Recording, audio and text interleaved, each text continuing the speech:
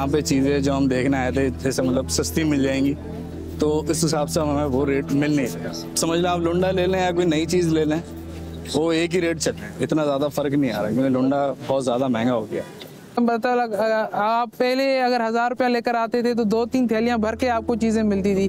अभी एक थैली में मिल जाए तो बड़ी गनीमत है।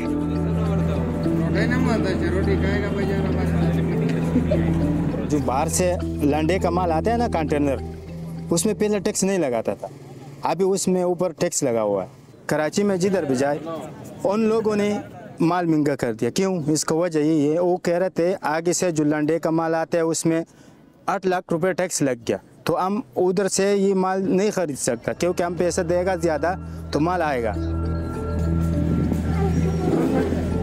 ये जो लेने वाला आता है, जो देने वाला होता है, दोनों परेशानी में मुब्तला है।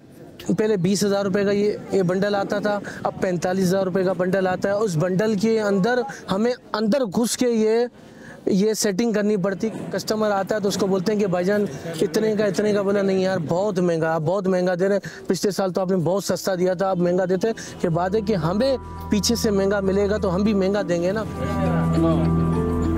कंबल का सीज़न है लेकिन लग रहा नहीं है कि ये कंबल का सीज़न है, क्योंकि इस टाइम पे कुछ है ही नहीं, ग्राहक आ रहा ही नहीं है। क्यों नहीं आ रहा है?